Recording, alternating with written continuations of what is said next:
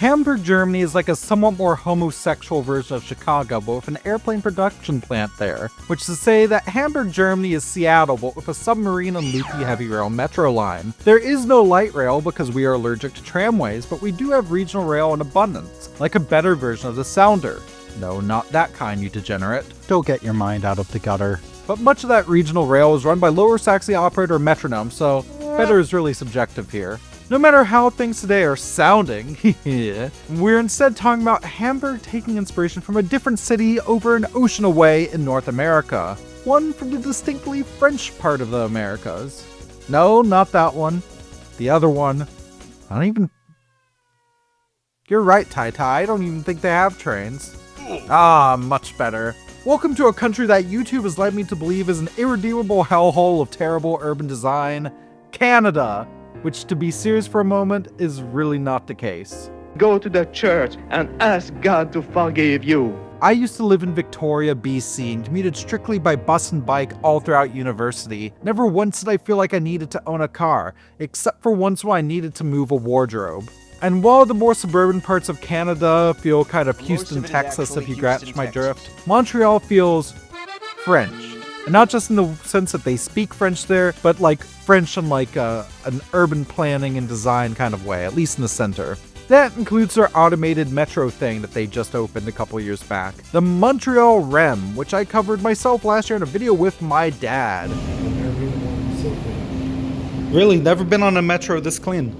No. Again, new train smell even. Ignore the many parking lots for now because this is very French. And even Paris itself is getting on automated trains now. I love these things. Truly, we are all living the future that Vancouver envisioned back in the 80s. And why yes, this is technically the third part of my Montreal trilogy, you rubber-tired foamer freaks. Go watch my previous videos on, well, the REM and also EXO commuter rail. Dad, you look like you're enjoying yourself. The Montreal REM just had a new branch open earlier this year and reminds me in some ways of Hamburg's newest upcoming metro line, the U5. But the U5, while being an automated heavy rail metro, is not one-to-one the REM but German. I mean, for one, there's way fewer parking lots. So today's video is all about the U5, but it aims more than just to be a history of it and a list of grievances, I guess. Like my first ever video on this channel, which was on the Hamburg S5 line, this video on the U5 is for a classy whale video contest. This time meant to propose a different city version of the REM. And this kind of sort of does that. Please don't disqualify me. So we're going all in. What 5 categories make the REM the REM? What does the U5 hit on it as its own planned metro line thing? How long has the U5 been planned for and when will it finally open? And finally, how does one simple proposal I have elevate this from just another U-Bahn subway line but automated into something truly unique and beneficial to Hamburg that also so happens to just take learnings from the REM? Well, the only way to find out is to go for a ride. The sign now says it possibly, and it's been on 4 minutes for 5 minutes now, so, oh, now down to 3 minutes, okay. Does remind me of taking the Deutsche Bahn back home. Except, the U5 isn't open yet, and I have a back injury, so here's something I paid a guy on Fiverr to make. Worth every penny. Great job. But before we go into what makes a REM and a Hamburg U5 debatably a REM, let me tell you about today's sponsor. Me. You. The point is, did you know that for the low cost of $20, you too could buy a trans woman a $5 footlong? Damn inflation. We've already been over this. Get your mind out of the gutter. Donate now by slipping the cash directly into my mailbox or palming it into my hand when you go for an awkward handshake, just like Grandma used to do. Miss you, Jima. Anyways, as it stands, the current plans for U5 are not super REM-esque, even if at first they seem really similar.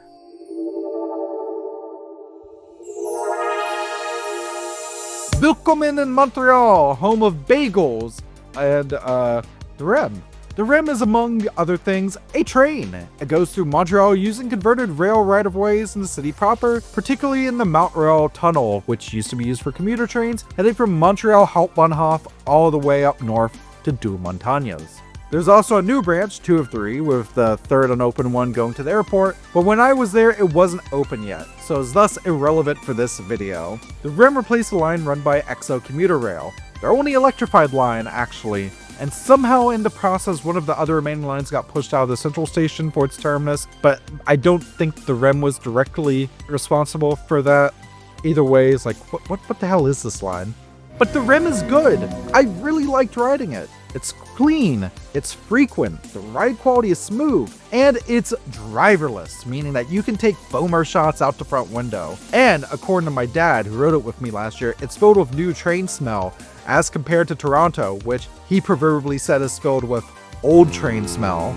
I gotta say, the other thing I've just really noticed is that the heater in here is really quite good. Because it's a chilly day in Montreal out there. I could go into the construction, the controversies, the fact that segment was planned and said replaced with a tram, which is very un-Hamburg of them, but that's not what I'm focused on. Yes, the REM is fascinating, but I've talked about it before, and since I've already linked it, I don't know, here's Mario and Sonic kissing. This is a Hamburg video masquerading as a Montreal video masquerading as me putting in work to grapple with my demons, after all. So, instead, for the sake of making this argument clad and getting to my hopes and improvement plans for the Hamburg U5, let's go into what makes the REM a REM. And I did it in a convenient bullet-pointed list, because I like you sick freak. I gotta say, I'm usually not big on parking rides, but because this is the end of the line, I think this actually makes a lot of sense. Yeah, I think so. Yeah.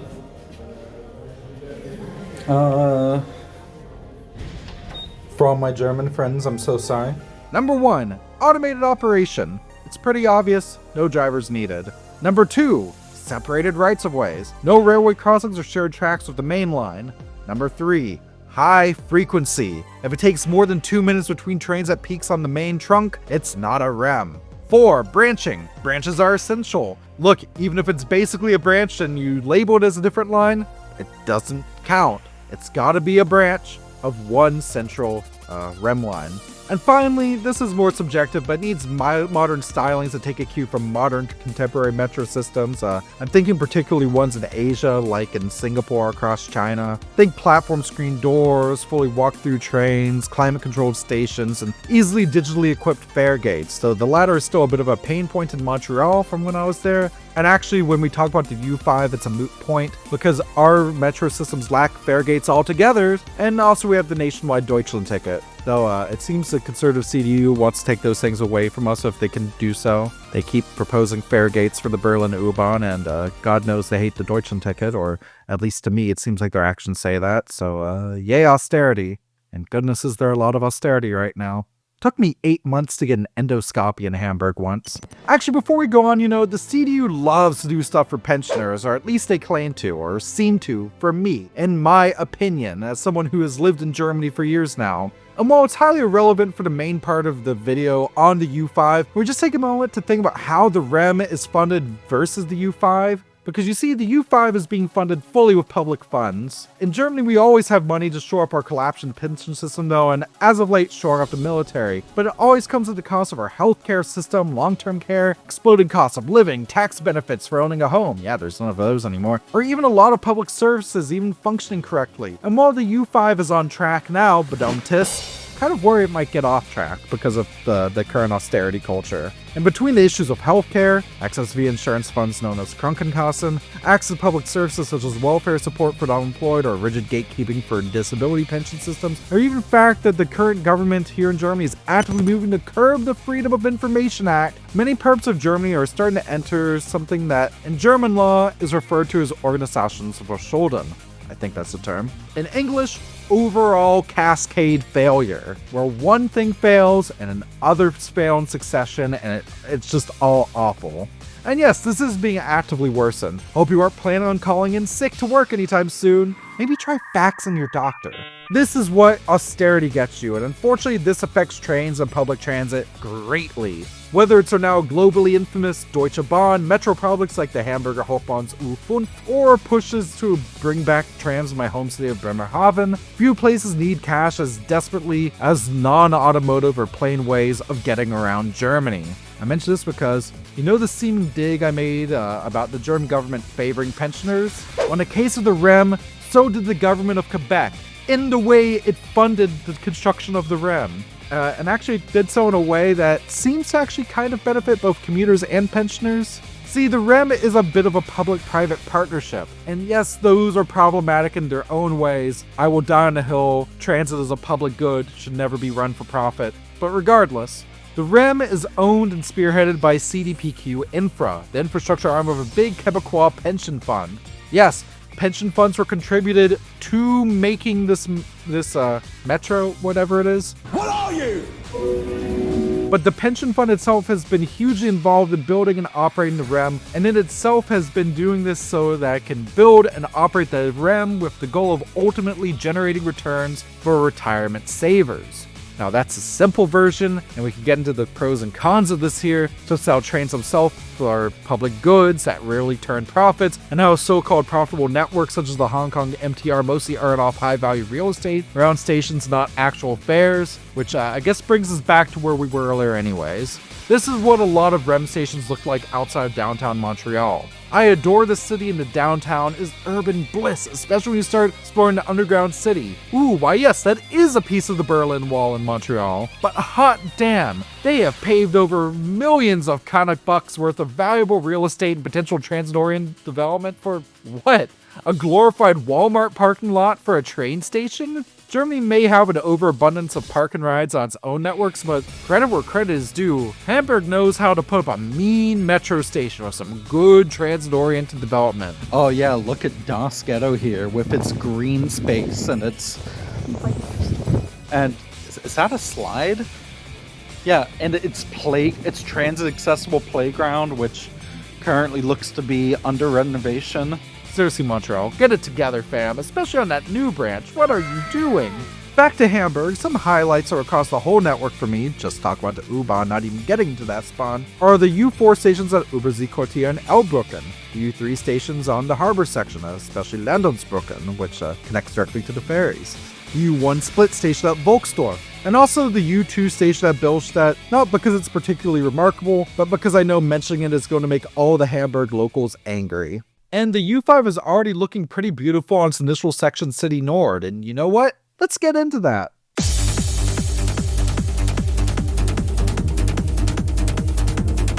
The Hamburg U-Bahn network. Among Germany's proper metro system, it is debatably one of 5 of them. Technically 4. Yeah, damn, Frankfurt really is technically just a Stadtbahn, isn't it? But even with only 4 lines, the Hamburg U-Bahn is a beast. The U1 is massive, actually continental Europe's longest metro line. U3 is a really good loop. The U4 is gorgeous. And the U2 goes to the zoo, I guess.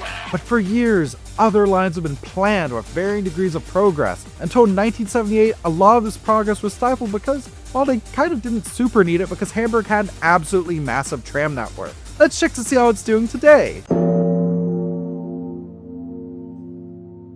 Scheisse.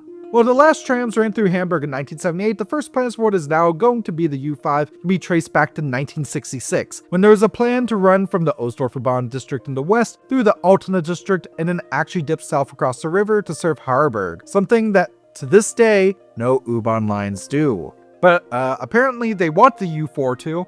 Someday, hopefully. Oh, Grassbrook, remember me when I'm gone.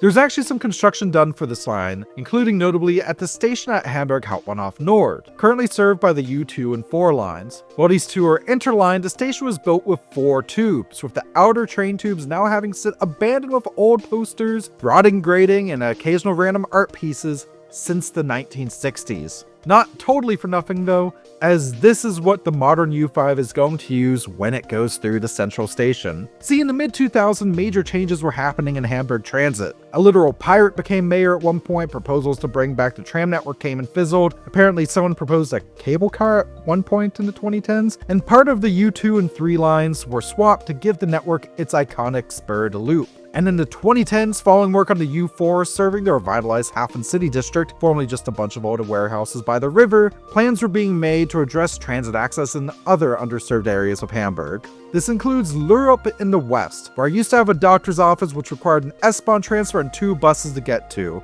True story. There's also the 4 and 5 Metrobus corridor, which operates near Domtor Station and University as a bus rapid transit thing. And yeah, this has been crying desperately, pleadingly to be turned back into a tram. Hashtag Tramberg, come on, you were running dual articulated buses at one point. So in 2014, the Hamburg Senate, which for context is like both a city council and a state senate in the US because this is a German city-state, announced plans to revive the U5 designation, but with a totally new route. Because the people of Hamburg deserve to own nothing and be happy, the route would instead start in the northeast of the city, swoop down through the city center to finally make investing in those additional Hauptbahnhof tubes make sense, and back up in northwest to head towards Lurup and Osdorfer Born, another district that really deserves the line. Ground broke officially in 2022, and yeah, I have every right to snark because it's Germany, but actually I think the civil engineering side has been pretty respectable by German standards. Thank God it's not another Stuttgart 21 or Berlin S21 or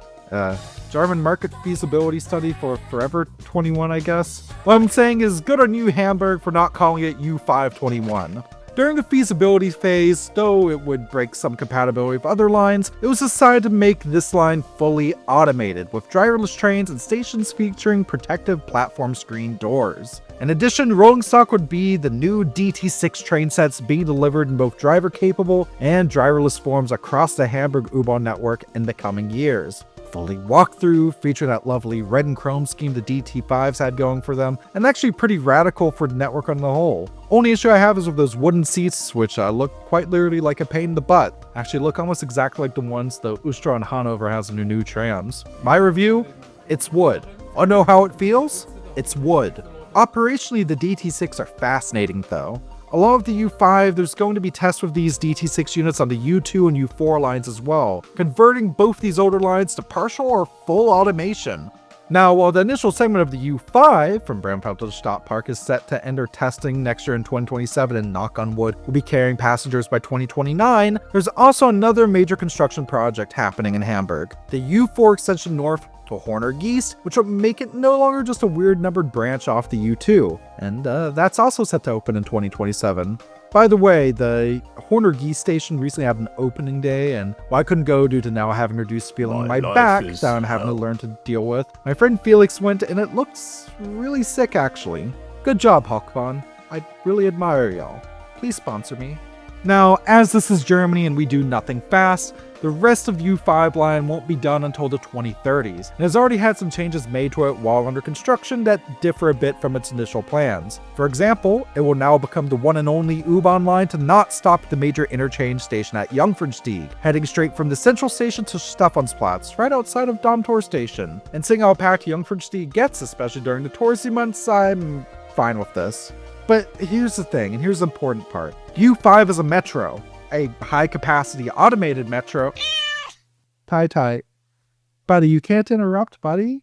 Are you meowing while I'm recording? Yes, he's meowing my video, and I love the little man, but he's meowing.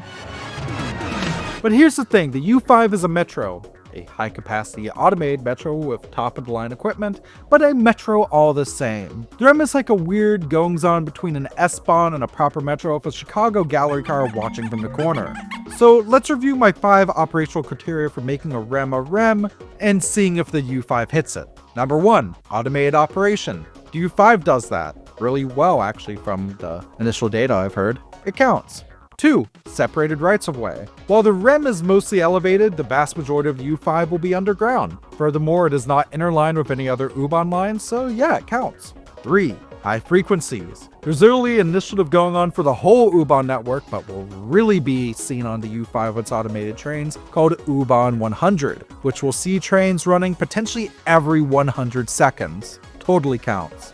Number 5. Honestly, I think the U5 will actually beat out the REM when it comes to the more aesthetic, state-of-the-art things. Both have platform screen doors at stations and fully walk-through trains, and the stations themselves look super sharp, though they're definitely very stylistically different, at least from what I've seen of the renders of the U5 and kind of peeking into construction sites before my injury. And yes, Montreal stations are also fantastic inside, but goodness, between barrier-free access and the refreshing lack of trackside asphalt desert, I think the U5 actually outdoes the REM. But the one point I passed over is branching, number 4, and it doesn't count, because the U5 as it stands has no branches. But we'll get to that.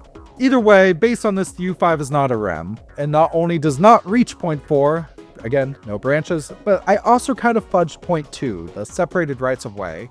See, yes, while the U5 is mostly underground, the REM's right of way isn't only separate from mainline rail and Montreal metro lines, but it's also based on existing rights of way that were converted for use by the REM. Good old EXO commuter rail. Bye-bye, EXO 6. And yeah, I went on about the U5 reusing the unused tunnel sections at Hamburg Hauptbahnhof, but no. That's not the same as retrofitting an entire commuter rail line and special massive tunnel under an entire district into an automated metro commuter rail S-Bahn thing. But there is a way to fix this. Not only can I justify this video for Caleb's contest and take home a sweet gift card that I'll probably use at the official BSAG merch shop in Bremen, but I think I can make the U5 better on the whole. I've seen a proposal online for years now that is imperfect, but with some tweaks could totally revolutionize the U5, make it more REM-esque, and might even just turn into the best Hamburg transit project, no, one of the best German transit projects of all time.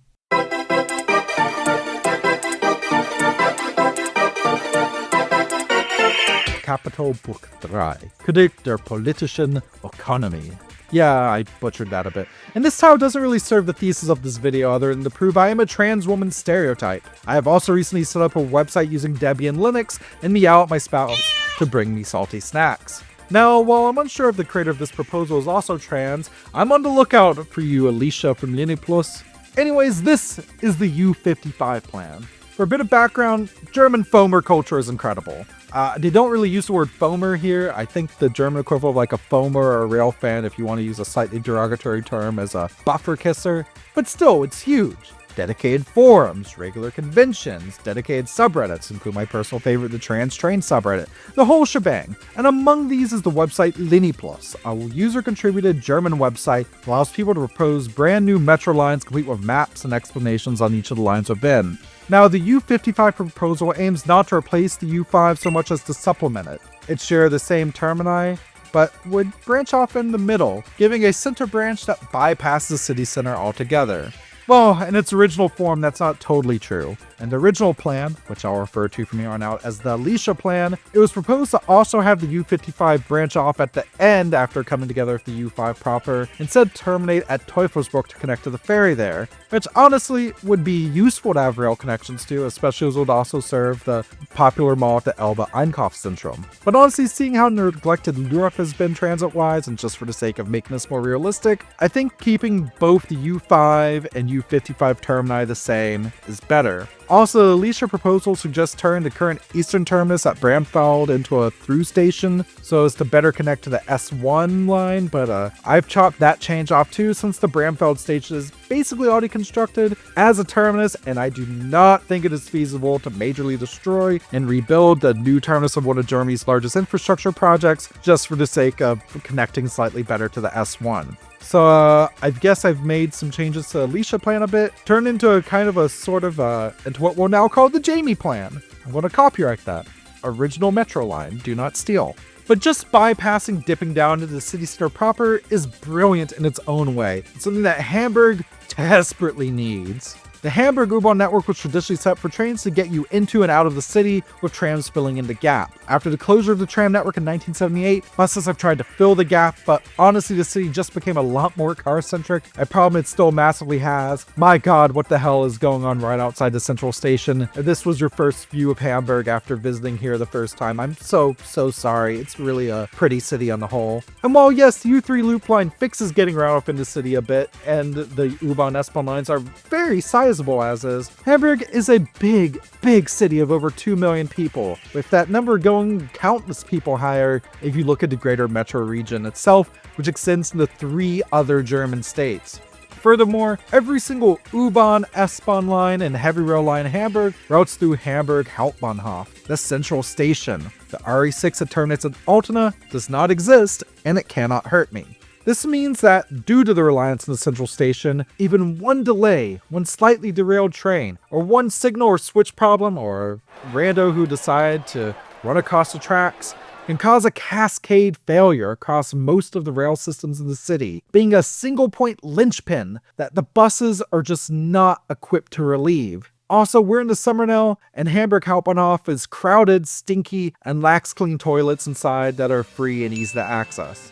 Even when I lived in Hamburg during the summer, I would avoid this place at all costs. The U-55 would act as a connector across the north of the city. It would give much needed relief for commuters around Hamburg, the vital non-Hauptbahnhof option for commuting either for whenever problems exist at the central station or just for when my antidepressants kick in during the summer and I realize, you know what, maybe I deserve some simple joys in my life. It would also connect to numerous other U-Bahn and S-Bahn lines, correct a small oversight in the existing U5 plan, and yes, even reuse an old rail right-of-way. The U5 would add some much-needed supplements to the plans as I currently am reading them. First off, yay, an interchange of the U2 at the zoo. That's awesome. But there would also be two different points of connection of the U5 proper, where it splits off. These would be at Zengelmannstrasse and at the Stellingen Arena stop. Before someone complains of me in the comments, yes, Stellingen is currently only served by the S-Bahn in Hamburg, but this is a big reason U-Bahn is being built there in the first place. And being a connection point would be great anyways, serves match days perfectly.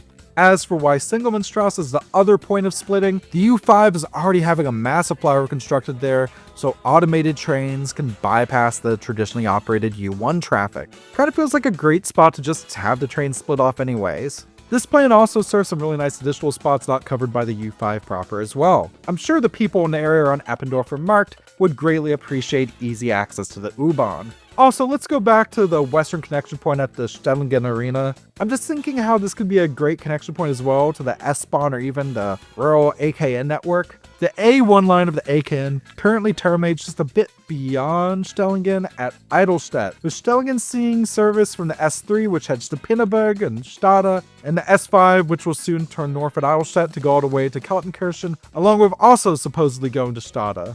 I mean, technically the S3 goes to Neugrab and only serves Stade late night in the weekends, and that's for the S5. That's why I'm in therapy.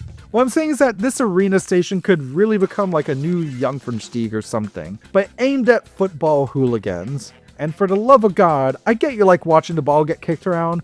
My good football fan, this is a train. Please sober up, it's 9 a.m. and I am heading to work. But you now may say, but Jamie, clearly the costs are too high, and Hamburg no longer has a pirate as mayor. The city is in its own cost savings phase, and you're a hypocrite. You don't even live in Hamburg anymore. You live in Bremen because the cost of living is cheaper and you could buy a house. Hell, even the observation deck at the Elbphilharmonie in Hamburg is no longer free. How could we afford such a thing as a new branch on the U5 line without directly making pensioners fund it? Because God forbid Oma can't drive her BMW X1 into Altona to complain that the neighborhood has gotten too quote-unquote ethnic due to there not being enough highway lanes. Well, I hear you and your debatably only half-valid criticisms, and I'm happy to say that I have a proposal.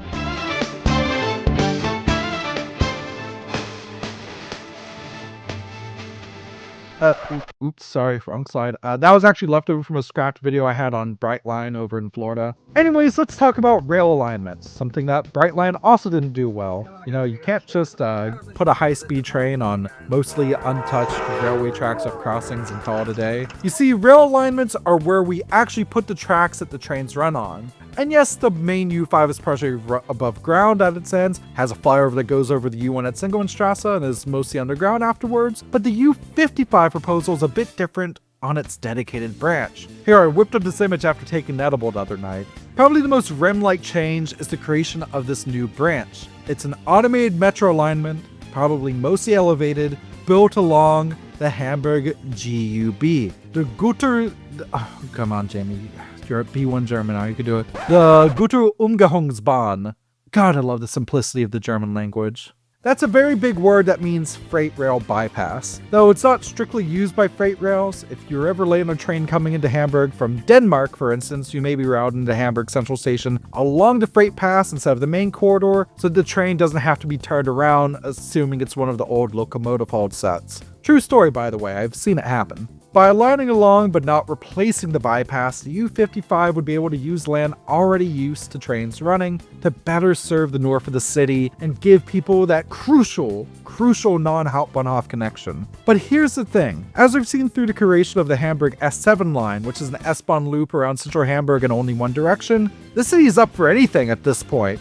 The U5 is just numbered that way and not as the U6 to show it's special. It's the one and only line not to go through Hauptbahnhof. But hell, if they don't want to be weird, they could call it the U6. And with big interchanges at both Sengelmannstrasse and Stellingen, think of all the wacky rush hour routes or additional services that could be run. Look, the U1 runs a giant branch line that stretches out of the city itself on 2 different ends, with some trains just terminating at Farmsen or Volksdorf, not the actual termini, and hell, some of the Groß-Hansdorf branch is completely single-tracked, and also has a ghost station at the very end of it. Why not run U55 trains at short turn at Stellingen, put in a curve before that stop so trains on the U55 branch could run direct from the new branch into the city center, which yeah, defeats the purpose as to why the branch exists, but hey, if the S5 train, despite being marked as going to Stadler Buxtehude, can short turn at Harburg Rathaus half the time, anything goes. Hell, on this map I don't remember making, I made a small branch that just serves the initial eastern section, terminates at the planetarium and the stop park. The sky is the limit. In the case of the planetarium, quite literally. Stars, man. You ever think how we're just like specks of dust floating on a rock in space? Like, a lot of people think that the infinitesimal tininess that we as people have in the universe is nihilistic and means nothing means anything, but isn't that kind of freeing in a way? You know, like if nothing means anything in the grand scheme, then doesn't that mean there's no reason to not just be a good person? Now, back from waxing philosophical to waxing train, the U5 is not a REM. Don't get me wrong, the Montreal REM is very European, but it was made to replace and improve a commuter train route. While the U55 plan, or I guess the Jamie plan as we called it, is meant to augment an existing under construction rail project that quite frankly is going to be rad as is, but also something that I think is a very possible addition. I've taken elements from the REN, done just what I said should be done in that video, and learned from what it's done to make a system in Europe better. And now I'm proposing this to the good people from the city of Hamburg and the Hauptbahn, because I've seen my Instagram account, I know a lot of people in local government follow me. So let's take your fancy new metro line and please, for the love of God, add this branch so I don't have to go through the central station when I'm inevitably back in Hamburg. Hamburg Hauptbahnhof is crowded and exhausting. Meow. Yeah, Tai-Tai's upset too. Hamburg Hauptbahnhof is crowded and exhausting. People keep being pushed on the tracks due to overcrowding. People shouldn't have to go into the city center just to go across the north of the city. And every line that goes into Hamburg Hauptbahnhof already goes to and will interchange nicely with this proposal. Also, quite frankly, Hamburg Hauptbahnhof constantly smells like pee. Hamburg Hauptbahnhof smells like piss. Yeah, you're right. It's not a station that pees, it's a station that pisses. This is for you, Jamie. Königs Wusterhausen in elevator.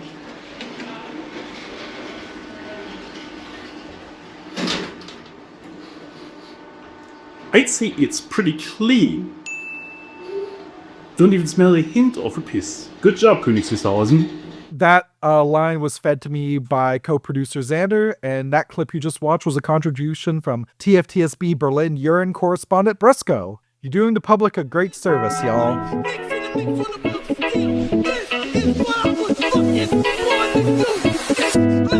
So, in conclusion, build the U55. And, I don't know how long the official video is going to be, but I've been recording for 45 minutes at this point. So in conclusion, we have a viewer question. Well, more of a profound media analysis taking me back to my university days from the lovely Velma 193 over on our Discord, who took a look at our magnificent high budget intro from earlier. You know, this one.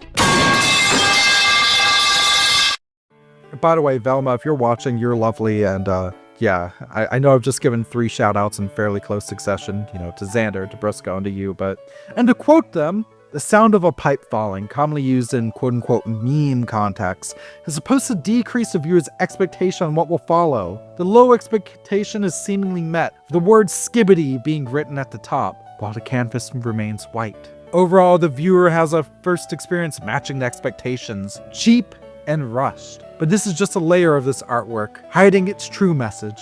The whole artwork is supposed to make fun of transit opponents by simplifying their thoughts processes onto a meme word and bullet points instead of full sentence thinking. The artist manages to create a multi-layered work with a shallow, cheap entertainment appearance, hiding a deep and intellectually thought-out political message of transit superiority. Hopefully this makes sense, Uwu. Velma also noted that the orange text color is a brilliant layered critique connecting to the downfall of American politics, where the ruler is meme orange, with the YouTube channel Not Just Bikes specifically criticizing the act of giving up on trying to improve the American transit scene, and also being a Montreal hater.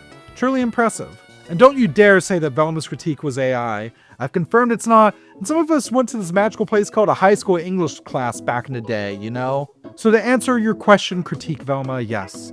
Everything you said does make sense. Uwu. That is exactly what I was going for. It definitely wasn't just me being too lazy to animate a proper intro at midnight, so I paid a guy on Fiverr or a few bucks for a sci-fi template and scrawled on it with a digital Sharpie. It was truly a multi-layered masterpiece of, transit wonder? Superiority? When I say stuff like that, I really do start to sound like an AI chatbot. But rest assured, viewers, I'm not an AI. It's just pure, unfiltered autism. So thanks for watching. Join the Discord Revolt community for free. Stay away from generative AI. Thanks to Classy for hosting the REM contest.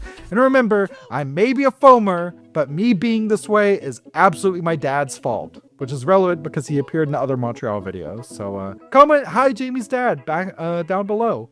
Can't spell autism without AI. How dare you? No, say it to the mic. Say what you just said to the mic. You also can't spell Jamie without AI. How dare you? I'm gonna go drown myself in a fat tub full of banana sherbets.